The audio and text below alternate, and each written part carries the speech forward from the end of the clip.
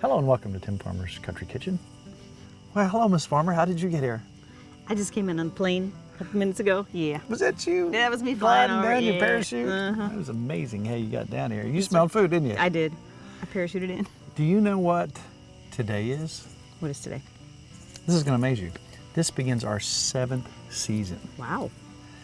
So about 8 years ago, I was still doing Kentucky Field, and I was mowing the yard, and I was thinking about some of the folks we'd done shows with over the past in Kentucky Field, and one of them is Bill Dixon. I like him. He's everybody's grandfather. Right. All these ideas started popping in my head, and I was riding on the lawnmower, and I thought, That's when you do your thinking. that's when I do my thinking. I thought, you are what you eat. And I heard, don't dick it. Did you really? But I don't eat chicken feet, and I thought, man, I'm gonna write that down. Next thing you knew, I had a whole little song and a whole little thought process, and we started doing this show, and we had wonderful people who I'm pointing at right now. They're sitting in their living rooms, or their dens, That's right. or their dining rooms. TVs are everywhere nowadays. Who invited us into their home. And we don't call them fans, we call them friends and That's right. family. So I started realizing that this is more than a cooking show. It's a cooking show. We're going to cook tonight. We're going to give you some recipes, share some recipes, but it's also a great way to document the folks who are doing things the old-fashioned way. So tonight, I'm going to appeal to our friends and family out there, and I'm going to ask them if they know someone like the fellow we had just recently out from Casey County who was making sorghum Yeah. in this beautiful setting. Miss Helen was in Flemingsburg making her fried apple pies, That's the right. old-fashioned way. Best ever. You know, and we draw from these memories before they're gone. So what I'm asking you folks out there, if you have somebody who's doing something a little bit different, we want to document that. We need you to ask them, because we can't talk to everybody. So if you ask them and they agree to do this, then message us on our Facebook page. If you're not our Facebook friend, shame on you. That's right. They should be. That's right. Wave your finger. Shamey, shamey. Shamey, shamey. Our Facebook page, all you have to do is hit like and you're on. That way we can talk. Private message us who they are, what they're doing, whether it's caning chairs or making bowls like our Yeah. old buddy over the hill, Mr. Crutcher. Yeah. Whatever it is, if it has to do with cooking or the kitchen, let us know. And we're going to do some stuff here in the next little bit. We haven't used the smokehouse yet. It's been kind of warm. Yeah. It's the temperature in the smokehouse is what it should be if we're actually smoking right now. So hopefully these temperatures will be coming down and we can start doing some stuff that we want to do this fall. Again, we're asking you. I think this is important. And I hope you think it is too. I wanted to grab these bits of information, these folks, and see them doing these. I dearly love. Recently we put on our Facebook page, we've started putting some of these videos that we pulled out. Tonight we're going to show some of those. One recently, I love hominy. I know, me too. It's delicious. You know what's funny? My brother brought it to us once as a joke. As a joke. I'm like, yes, thank you. Because in Michigan, you don't get hominy. That's true. Yeah. I'm sure it's up there, but it's more of a He thought southern it was thing. funny. We love it. Recently we did a show with a lady, wonderful place up there, around close to Mason County. She was making hominy. There's a whole art in it. Let's see a little segment of that, then we're gonna do a recipe. These are the kind of things we want. So be on the lookout. We need you to help us. I tell you what, before we grab lunch, let's go ahead and talk about the process step by step. Where do you start this? So we start with the whole kernel, the whole corn on the cob. It's dry, so we take the corn on the cob, we go to the old-fashioned hand sheller, we turn the sheller to shell the corn. I saw one of those had a date 1902 on it. Yeah, and they still sell them today because they have not improved on that technology. Isn't that incredible? That is For amazing. a hand-turned machine, that is still, you can buy them new.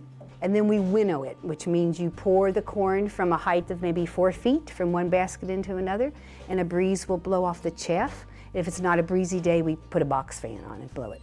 So now we've got the whole kernel corn, and we are ready to make the lime water. Lime water, Yeah. not lime. Now you could make it with lye. You can make it with lye or slaked lime or ashes. Gotcha. You can use any of those 3 things as the base liquid to make your hominy. We use calcium hydrate or slaked lime or pickling lime. That's all the same good. stuff. The water is brought to a simmer, and then you sprinkle the powdered lime the on wood top. stove? On the wood stove. So our recipe is 3.5 gallons of water, filtered water, to 1.5 cups of slaked lime, which is a white fine powder. It looks like talc, only whiter. Bring that again to a simmer, and then you take it off the stove and sit it away from heat with the lid on for at least 2 hours, and then that calcium hydrate is going to separate out and you'll have the resulting called lime water. So now it's separated out and we're gonna pour off the clear liquid. You don't have to do that, but it makes a cleaner hominy. It's easier at the rinse stage. Right. And now that lime water is ready to add your 6 pounds of whole kernel corn to the lime water. Now we bring that, put that back on the stove, and we bring that up to a boil, and then we'll turn the stove all the way down and we'll let it simmer overnight. That's kind of a forgotten art, just how to work the stove. Yes, I'll make sure there's enough wood in the fire, turn it down, and then the next morning we come and it looks like what we saw in the pot, the finished thing. So then now it's swelled up to 3 times its size, and the water is kind of yellowish, and now we want to rinse off all that coating. So I didn't tell you what's happening. So the reason you're using a base liquid is because the corn, each kernel has a coating, and it's clear and it's hard. It's almost like a shellac. So the base material in the water will dissolve that. And that then allows the grain inside to swell up and soak up that water and the heat too. Therein lies the story, which you told me off camera a little while ago, when times were tough. Yes. In this part of the country during the Depression. Yes. And other parts. Anywhere they were eating mainly corn. So by soaking this corn, you are removing that coating that actually makes the corn less digestible. So by taking that coating off, the B vitamins in the corn become available to you, which they are not if we just grind this up into cornmeal and corn and grits. But by doing this, your body can absorb the B vitamins, and if you don't do that, when people were eating this 3 times, 4 times a day, they got pellagra. And it was a disease that you would see among people was a vitamin deficiency. Like scurvy is a vitamin deficiency for vitamin C. It's that type of a illness. And so, the Native Americans had it figured out a long time ago. The Native peoples in South America and Mexico and Native peoples in America, they knew that if you use ashes, and if you ask those people, and if you go way, way, way back, you say, how do they know that? People are always asking, how do people know things? Well, you know, Native peoples are way more in touch with everything, and they would tell you, the corn told us. We're so far away from nature. Yes. They were one with They that. were one with nature, and nature continues to speak to us. So we've got this thing down to an edible, wonderful. If you've never had it, what would you compare it to? Well, it's not a really appetizing comparison, but I think it tastes like wet, buttery popcorn. You know, it's kind of, and that might sound bad, but if you think of cereal, you know, it starts out crunchy, and then as the milk goes through, it gets soggier and soggier. I like all phases of that. That's true. So, and then of course when you saute it in butter, like we've done. And that's what you've done. Yeah, where I've never really sauteed it, and now it's got like little crunchy edges, which is like, okay, yeah, now I see why that's why people eat it that way. You must have been watching our show, because we like butter. In almost everything. I like butter. In fact, So you see, I get Amish butter right from There you the. go. You got a little ham in there. I did a little country butter. ham from our neighbors down the road. So we brought some of our gift of hominy home. That's right. And I heard about this a long time ago. I thought I'm going to try this. So this is basically my deer camp chili. If you go way back to Kentucky field, and when we had plenty of venison, which we're going to have to get very shortly once it cools down, this is my deer camp chili recipe. But what are we using for meat tonight? Hominy. Hominy, hominy, hominy. Hominy, hominy, hominy. So we're going to get started with our onions. If you want to go ahead and chop them up on our... That Good? is a legitimate 1878. That's good. That's good. 1878 onion chopper. Yeah. Cowboy style. Love it. Pop those in there. You think our pan's sufficiently hot? I think it is. I'm going to turn those over. So we have our onions going. Now, as we look back over these 7 years, now we've changed around. Think about the different sets that we've had and different places we've been. We started down here. We cooked inside. Then we got the cabin. Right. Then we cooked outside the cabin. That's right. Then we cooked down here, and we still cook down here on the patio. That's right. With the little fishes in the background when the weather's right. Then we got our wagon, You love your wagon. and now we're rolling, baby. Now think about it. Over the years, what's some of your favorite dishes we've cooked? You made me that Philly steak, remember? You put that was delicious. You like that? I did. You know what? You're crazy about Philly cheesesteak. I always order that with onions and peppers and the Greek. Any of the Greek foods you made. You know what? One of these times we wanted a gyro, and we wanted it bad. You made it so good. And I thought, you know what? We got lamb meat. So I made kind of a loaf. Right. You know, they cut it off of those, you know, that's usually beef and Right. lamb. And Yours it's was well better. seasoned. Yours was better. You think so? And your tzatziki sauce. I'll tell you what. And then baklava for dessert. You made that. I like That's that. your specialty. So, all right, now, look where we're at, Mrs. Farmer. That looks. I could eat that. Just We the have onions. browned our onions. That was yummy. Now remember, this is kind of pretty much the same thing that I did with my deer camp chili. We're gonna take some tomatoes. That we can. I'm gonna take a quart of tomatoes. Yeah. Now a lot of people say, oh no, you can't use tomatoes in your cast iron. We always do. Yes, you can. Yes, you can. Another thing we've done in the past, here's how to clean it really quickly. And make sure you do this if you have tomatoes, because there is some acid in there. Here's how to clean your skillet real good. This is one of the things that the people ask us for. So we brought it forward, how to clean your cast iron after you've cooked on it.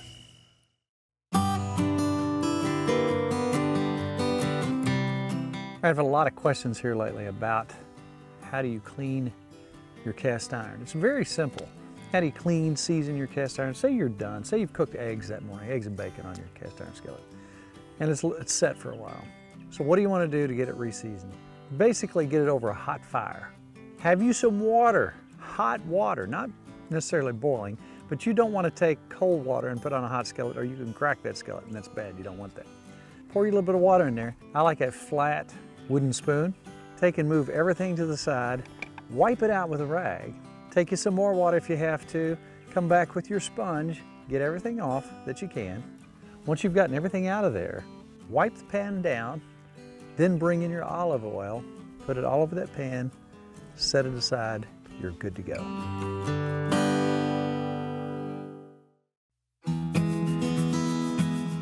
Now we're going to come back with some red beans. And if you want to put chili beans in there that are already seasoned, you can do just that. And come back in here and stir this up real good. Look at there. All right, now we're going to take 1.5 tablespoons of chili powder, and I like my cumin a lot. I do too. I'm going to put one. I'm going to go 1.5. 1.5 of both? Most people can Yeah. go one. All right, remember this when you're cooking chili. This is just me. This is an old-fashioned thing. It's kind of Cincinnati secret. If you've had Cincinnati chili, you're going to recognize this particular flavor. The 3 C's. I'm giving my top secrets here. That's okay. That's all right. Your grandfather probably Everything. used this in just about Everything everything. we made. Cinnamon. It's good for the circulation. And just a dash. It brings a sweetness there that's hard to explain, but it's mighty Makes good. it good. He put cinnamon in everything. So we're going to let that get all acquainted. All right, I got my hominy over the fire. Now I'm going to brown that. I'm just going to brown that. Now, I'll tell you what. I might eat some when you When do people say, well, how do you like your hominy? There's so many ways you can cook it. Some people Right. eat it with bacon and eggs. One of my favorite ways, it's very simple, but it's very good. You think about grits. that. Oh yeah. You think about butter, salt, and pepper. I Boom, can- yeah. done. I might have Good. to try some like this. Well, you'll like it. I know know. how you are. In the old days, folks didn't waste anything. That's right. They didn't waste anything. They took care of it. Mm-hmm. They stored it. They appreciated it. Bobby Joe, here's another one of these things that you got to know. Bobby Joe knows. He does. He showed us how to store your cabbage. Here's a short clip of Bobby storing the cabbage. This kind of things we want to know. This kind of things we want to document. Tell us how you're going to store some of your turnips and your cabbage the old-fashioned way. Well, you can see I prepared the hole already, Yeah. and we'll put down straw to build where your cabbage stuff will be above ground level where water won't get on them. Right. And then we'll put the cabbage and turnips down, then we'll cover it with straw again. Then we'll put plastic over it and then cover that with dirt. No kidding.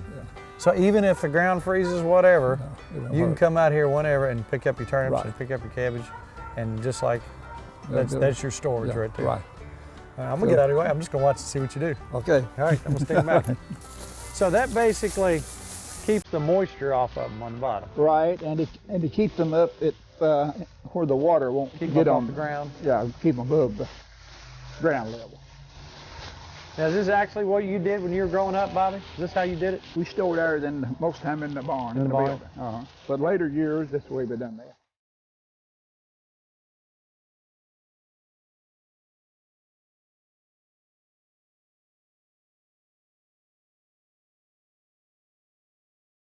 Just put them all in a kind of a tight little wad right there. Yeah, right.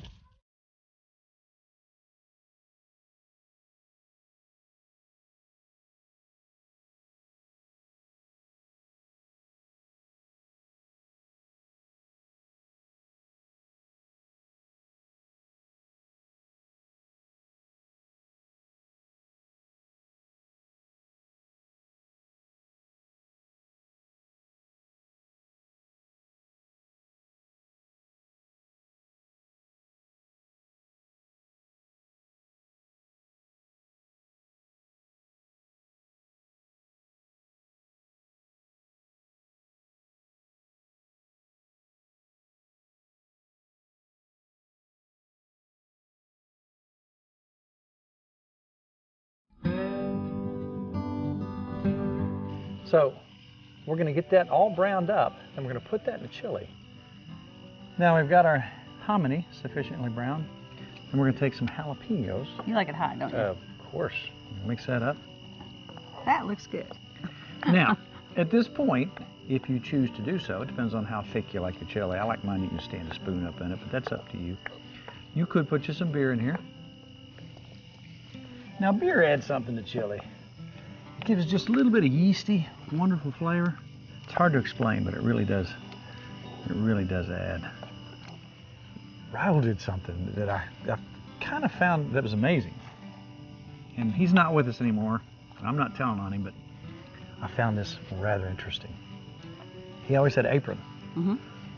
And he would be cooking along, and he'd look at me and he said, "Turn the camera off." So what do you mean turn the camera off? He said, "Don't show this."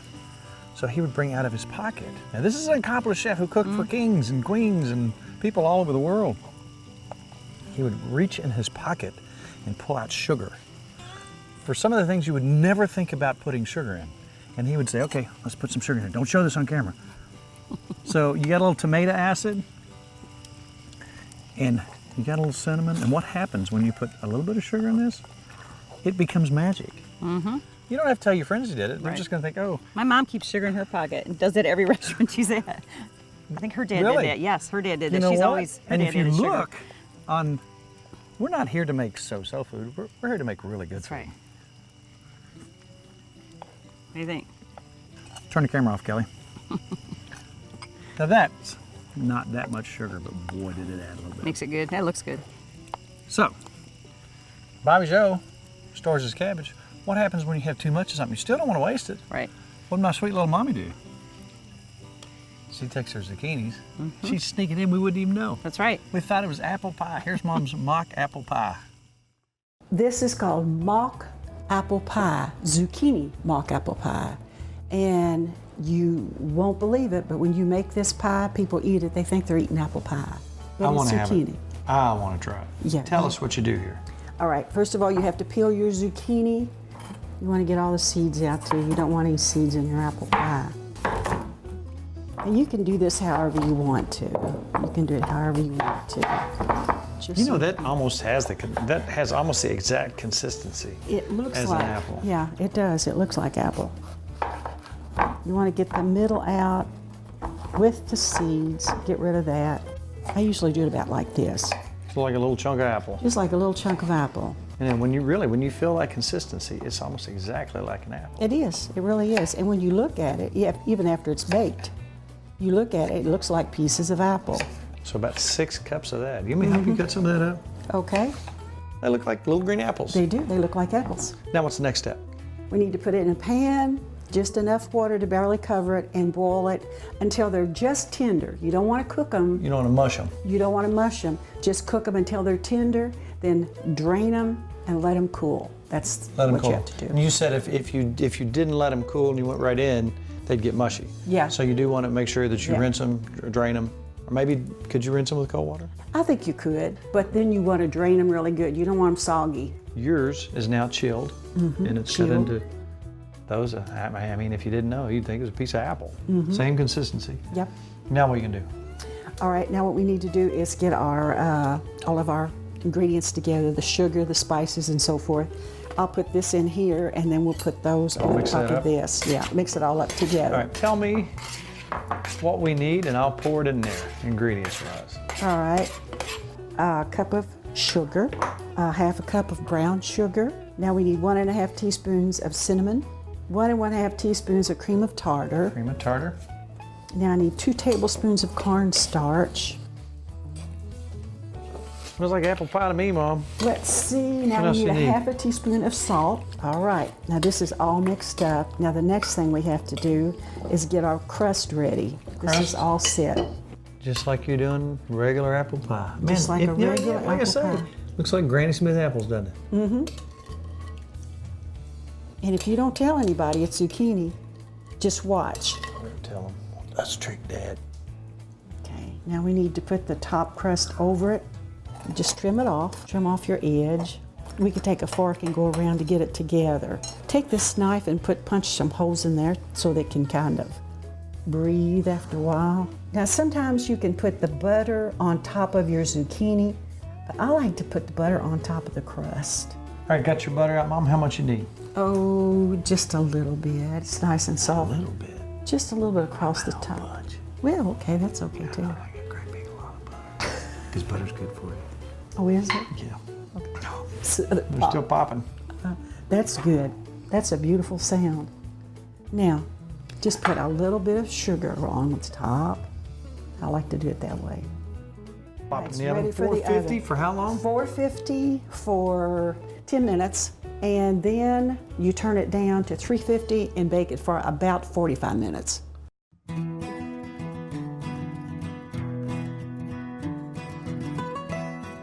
And in just a little while, we're gonna have some mock apple pie. The moment we've waited for. You wanna do the honors? Okay. I can't wait to try this. This is, another way. Like I say, so many people get that big old zucchini and think, I'm gonna throw it over the hill. Don't throw it over the hill. You can use zucchini for so many things. It's a shame not to use them. Because we got Dad bringing in a little, ooh, There you looks go. good. Now look at that. I dare you to, just from looks, tell the difference. Now here's the real test.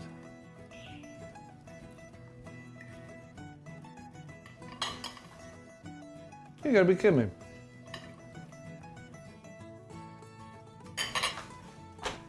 Tastes like apple pie, doesn't it? I don't think I can tell the difference. I don't think so either. Mom, that's delicious. Have you been making that a long time? Yeah. You didn't tell me? Sorry about I that. might have to send you to your room. Now I'm really worried. That's my mama right there. She makes good stuff. Thank you very much. That's You're a good welcome. recipe. Mom, you outdid yourself. Thank you. Mock apple pie.